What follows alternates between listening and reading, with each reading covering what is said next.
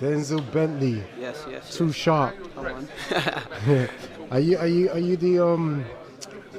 you the middleweight that no one knows about, that Middleweight should know about? yeah, literally.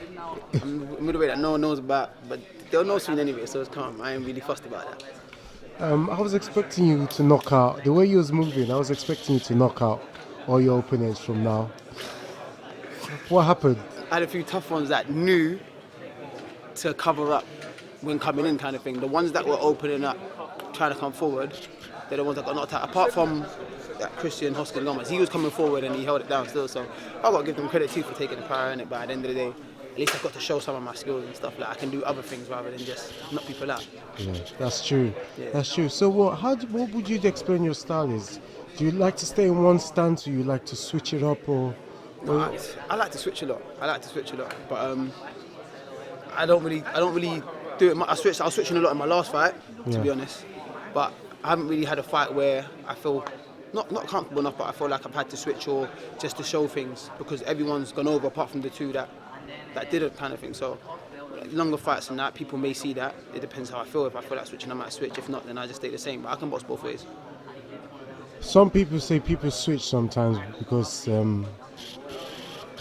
they're trying to figure out something. They don't understand. They just find themselves in a southpaw stance. So whoever said that probably speaking for themselves. But for me, I just like switching. You know what I'm saying? Like, well, to be honest, I watch a lot of Terence Crawford in it, and I see the way he does it, and that kind of inspired me to do it. So I work on my southpaw all the time. So I'll switch when I'm comfortable.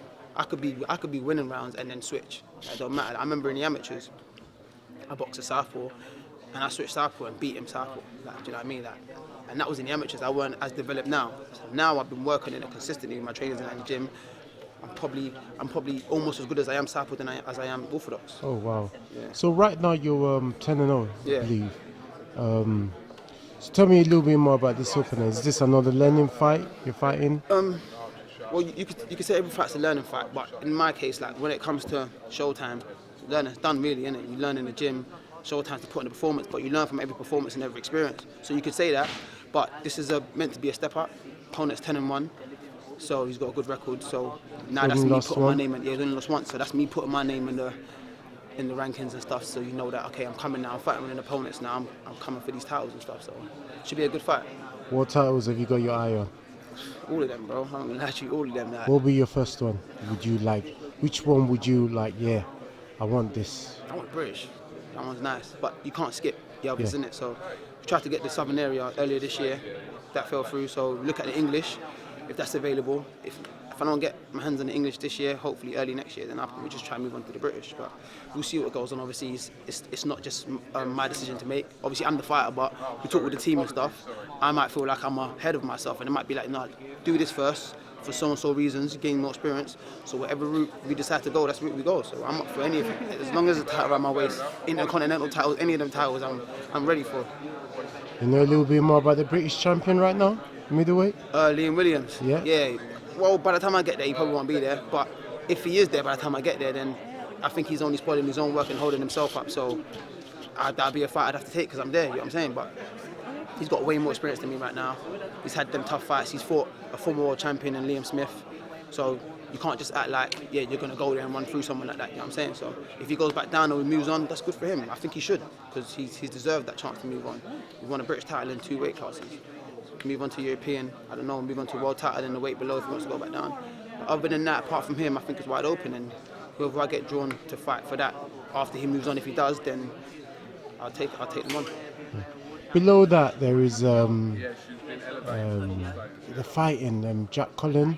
Is it Jack Collin against Felix Cash? Yeah. What do you think of those two guys? I think it's a good fight. I think it's a fight where like Felix Cash is probably expected to win because obviously the build up to his career and stuff like that. But Jack Collin is a good fighter. He's a good fighter.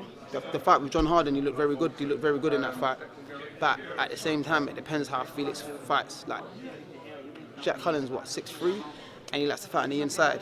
You're doing Felix Cash a favour, in my opinion. And according to his record, he can punch a little bit. So if you can hurt him, then he can shake him, then he throw him off his game. But the problem with John in his last fight, John Harden couldn't hurt him.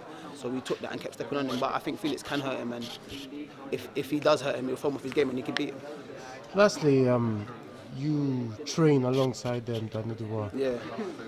How would you explain him as a person? Is he an introvert, or he just likes to do his talking in the ring? Right.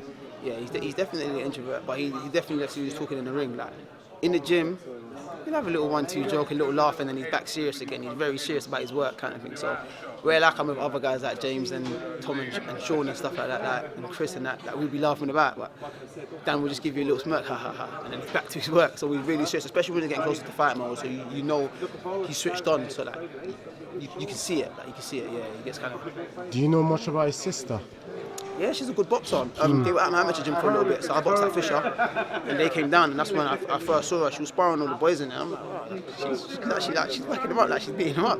Yeah. But she's a good fighter still. I think she won the Europeans again the other day. She's a good fighter, man.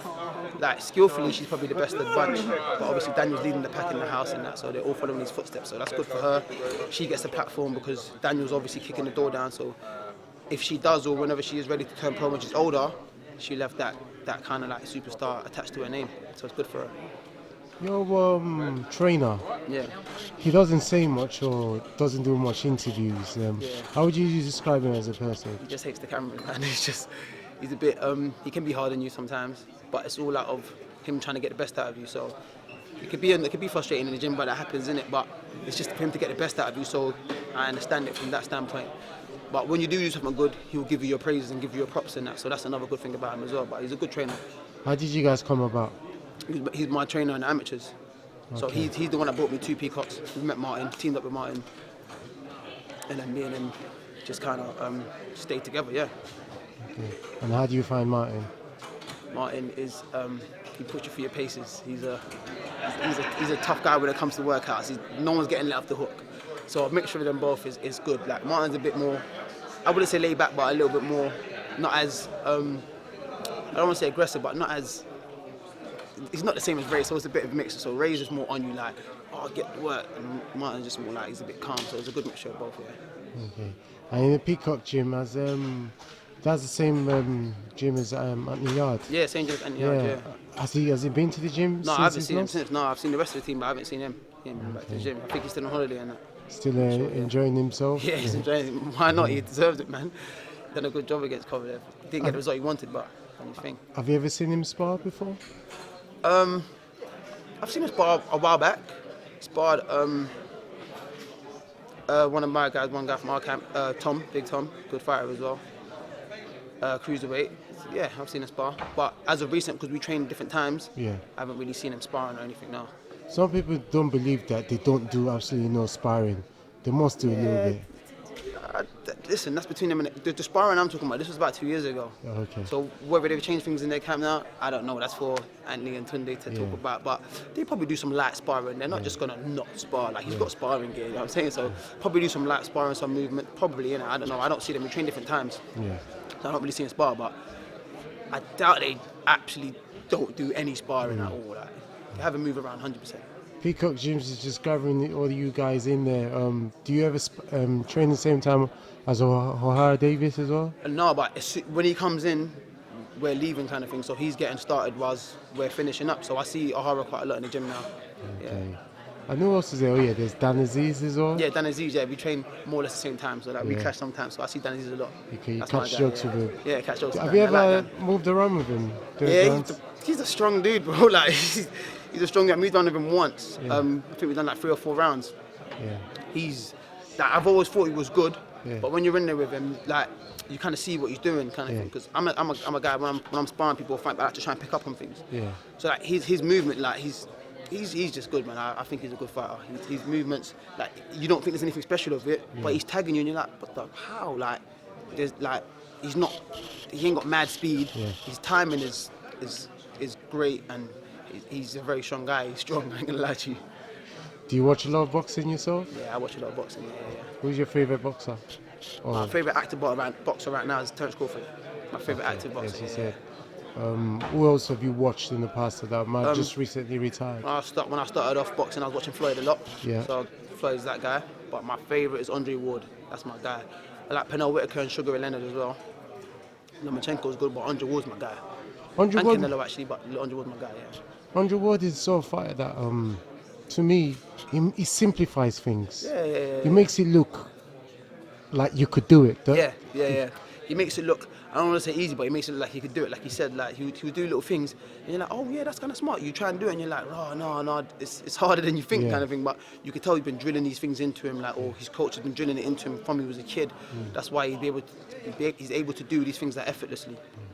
Are you gonna come out again after this fight, providing everything goes well? Yeah, hopefully get out one more time this year, and then next year just get some bigger fights. Get those titles. Yeah, man. Time next year. What we saying? 2020 strap season. Strap season, bro. If I can get that now, but 2020, 100%. I ain't letting that one slide, man. All right then. Nice one. Obviously, you're originally from Ghana. Yeah. You just come back from Ghana, right? Yeah, I did. I come back in July, actually. Yeah. How long were you there for? I was there for just under 2 weeks, but I only went for a funeral. I didn't really go to enjoy myself. okay. Yeah. Okay. Commiserations. Yeah, no. Well, D, thanks for your time and all the best on Friday. Love. I'll see you signing out.